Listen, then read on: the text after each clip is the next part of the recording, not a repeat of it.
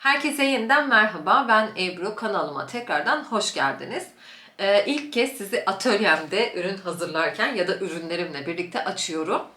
Ama bir konudan bahsetmek istiyorum. Az önce Instagram'da bir video paylaştım. Bu vergi muafiyetiyle ilgili, yani esnaf vergi muafiyet belgesiyle ilgili bir video paylaştım. Baktım ki yani 1,5 dakikaya asla hiçbir şey sığdıramıyorum. En iyisi dedim bu platforma çekeyim. Hem herkes bilgilerimden faydalansın. Benim de bilmediklerim varsa şayet yorumlara yazabilirsiniz. Bunlar biliyorsunuz ki böyle gidilip de vergi dairesinden bu bilgileri alamıyorsunuz. Hatta ki ben ilk gittiğim zaman vergi dairesi memuru işte bu konuyla ilgili bir bilginiz var mı dediğinde, yok dediğimde internet ortamından öğrenebilirsiniz demişti. Herhangi bir açıklama yapmamıştı. Onları da anlıyorum. Şimdi bu çok uzun bir mevzu. Yani kalkıp saatlerce anlatılabilecek bir şey değil. Onun için şimdi baştan başlıyorum. Eğer ki benim gibi evinizde bu tarz ürünler hazırlıyor iseniz, yani toplu sipariş alıyorsanız ve karşılığında hesabınıza bir para yatıyorsa bunun tabii ki de vergisini ödemek durumundasınız. Esnaf muafiyet belgenizi almanız gerekiyor. Bu size en yakın vergi dairesine gidiyorsunuz. Oradan size bir form veriyorlar. Formu alıyorsunuz, dolduruyorsunuz, yaptığınız işi vesaireyi yazıyorsunuz. Sonra bir vergi memuru sizin evinize geliyor. Yaptığınız işi inceliyor. Ona göre bir 9'a 10, bir de 9'a 6 var. Şimdi benim yaptığım işte 9'a 10'a giriyor. Yani bu da demek oluyor ki işte toplu ürün satışı. Ben şimdi bu üründen 50 tane sipariş alıyorum, 100 tane sipariş alıyorum ve bunu internet ortamından, yani Instagram ve bunlar gibi yerde sattığım için ve kazanç sağladığım için bunun vergisini ödemek durumunda kalıyorum. Sonra evinize vergi memuru geliyor, ürünlerinize bakıyor. İşte ne tarz ürün hazırlıyorsunuz falan. Buna göre 9'a 10 ya da 9'a 6. 9'a 6 ne, onu size açıklayayım. Mesela tığ işi yapıyorsunuzdur. Havlu kenara örüyorsunuzdur.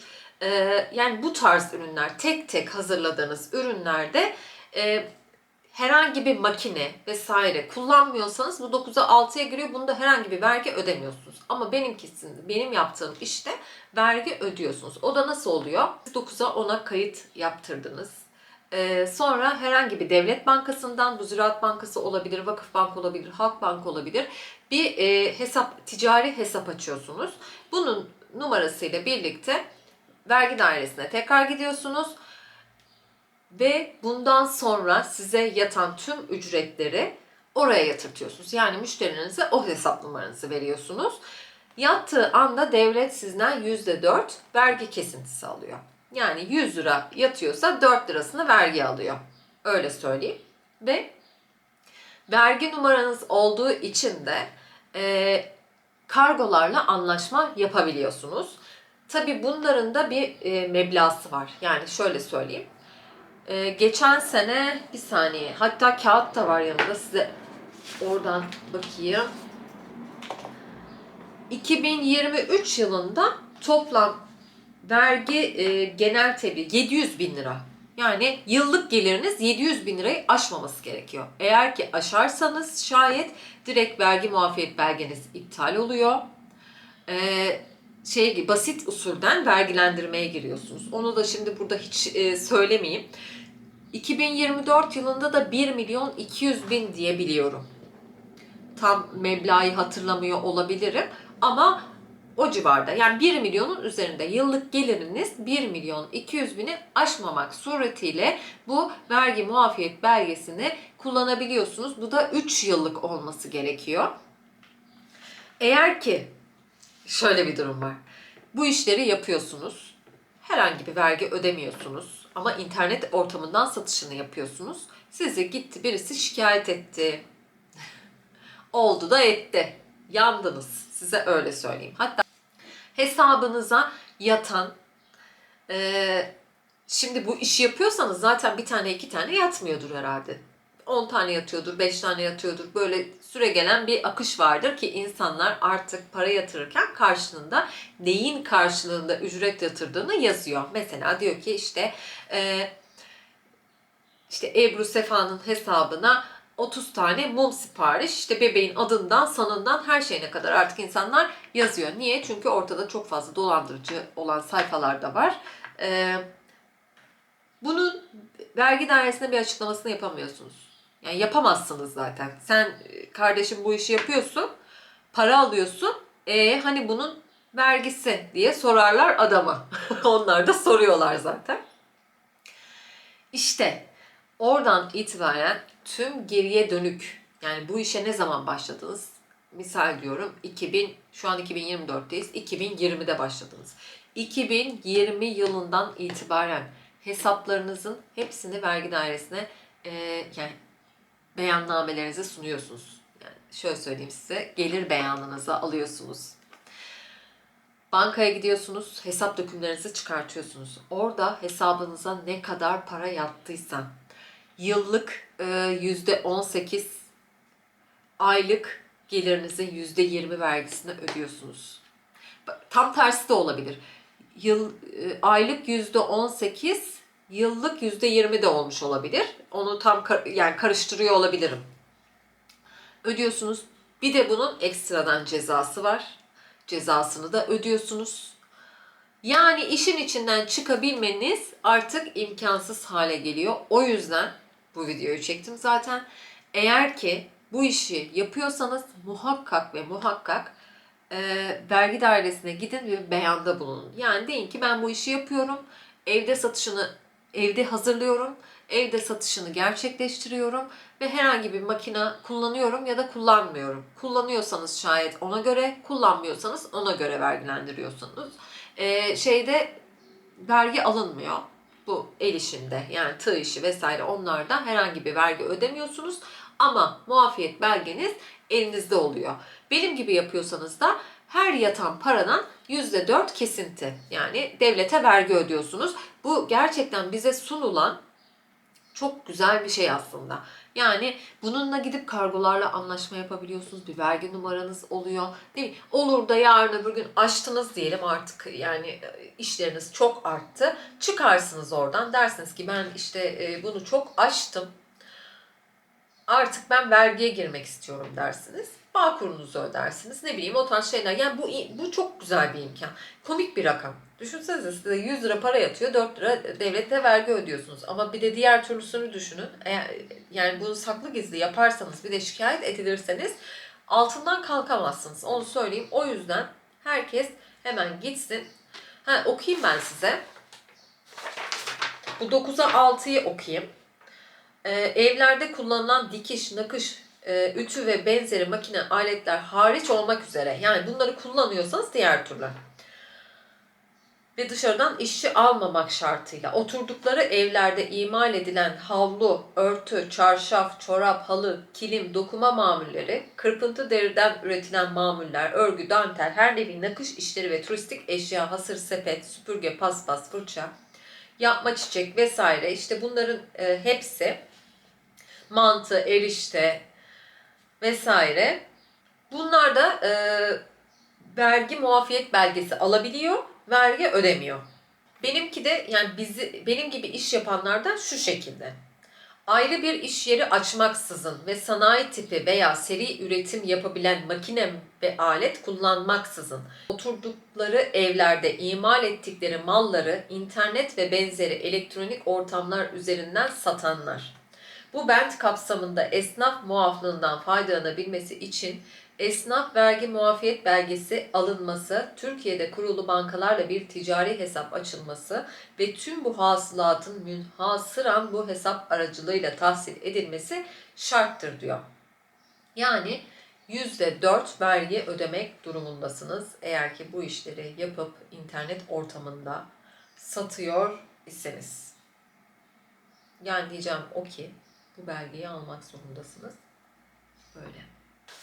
Bunun da linkini, yani bu şeyin rehberi size aşağıya link olarak bırakırım. Oradan da inceleyebilirsiniz. Oradan da bakabilirsiniz. İnternet ortamından da bu muafiyet belgesine başvurabilirsiniz. E-Devlet üzerinden başvurabilirsiniz. Yine vergi memuru sizin evinize gelip yaptığınız ürünleri falan inceliyor. Onun haricinde aklıma gelen başka bir şey Sanıyorum ki yok. Herkese başarılar diliyorum. Herkese hayırlı, bol kazançlar diliyorum. Ben bu işe başladığımda kaç yılıydı? Neyse hatırlamıyorum. 13 sene önce falandı.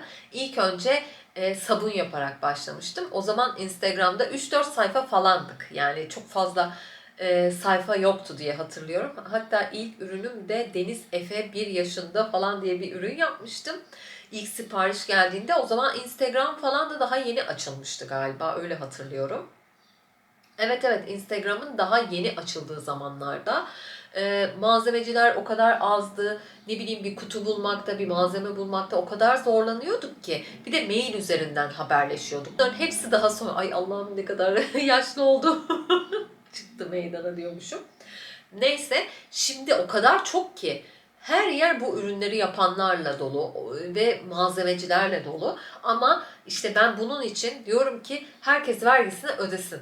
Biz nasıl ödüyorsak herkes ödesin. Ben nasıl yükümlülüğümü yerine getiriyorsam herkes aynı yükümlülüğü yerine getirsin. İnşallah güzel bir şekilde açıklayabilmişimdir. İnşallah anlatabilmişimdir. Yani zaten amacım sadece kendi işimde olanları aydınlatmaktı. Riske atmaya gerek yok. Zaten 3 kuruş paralar kazanıyoruz ve o kadar fazla emek sarf ediyoruz ki. Yani bu ürünlerin hepsi birebir, hani el emeğinden de fazla. Ben yeri geliyor sabah saat 4'lerde mesela uyuyorum. Yani bizim yaptığımız bu işlerde de o kadar büyük emekler var ki. Size hatta yapım aşamasını falan da, ne bileyim, hangisini çekeyim, bir tanesini çekeyim, göstereyim. Yani ham olarak size bir tane ürün göstereyim diyeceğim, hiç mi kalmamış? Mesela örneğin şuradan bir tane ürün göstereyim. Mesela şu ürünü. Bu ürünü şu hale getiriyoruz. Yani böyleyken bunu tek tek boyuyoruz. İşte kalbini boyuyorsun, plexisine tek tek yapıştırıyorsun, tabanını döküyorsun. Yani gerçekten çok büyük emek var. Emeğe de saygı gösterilmesinden yanayım.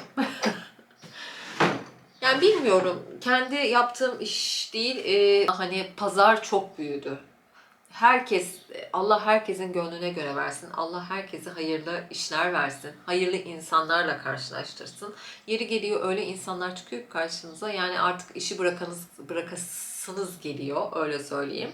Hatta Instagram'da paylaşım yaptım geçen günlerde. Onu da şuraya ekleyeyim. 5 tane ürününü eksik göndermişim bir müşterimin. Yani 25 tane sipariş vermiş. Ben 20 tane ürün göndermişim. Bana öyle bir beddua etmiş ki Allah gün yüzü, bir dakika bakacağım. Bakacağım gerçekten. Ya unutmak istediğim için unuttum muhtemelen. Böyle sohbet gibi anlatıyorum ama inşallah seyrediyorsunuzdur. İnşallah hoşunuza gider. Reel olarak paylaştım çünkü çok üzüldüm. Yani bu bedduayı hak edecek sana ne yapmış olabilirim ki? Bir de hamile bir insansın. Yani bilemiyorum. Hemen okuyorum. Aldığınız para haram zıkkım olsun. Bu dünyada gün yüzü görmeyin. Allah öyle bir şeyle sınasın ki hep bu yediğiniz kul hakları aklınıza gelsin. Yani ne diyebilirim? Zaten Cuma günü yazıştık. Pazartesi günü ürününü gönderdim.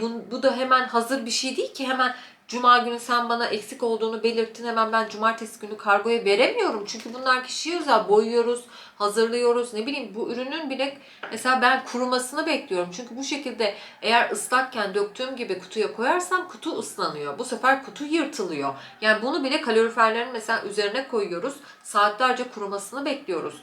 Yani her şeyin bir şeyi var, bir süresi var, bir zamanı var. Mesela sipariş alırken de ben ona göre diyemiyorum ki ben size önümüzdeki hafta kargonuzu gönderebilirim. Gönderemem çünkü hazır ürün değil bunlar. Hani bana gelip ben hemen üzerine süsünü yapıştırıp ya da sizin isminizi yapıştırıp size göndermiyorum. Tek tek hepsi yapılıyor. Neyse, gene konu nereden nereye geldi?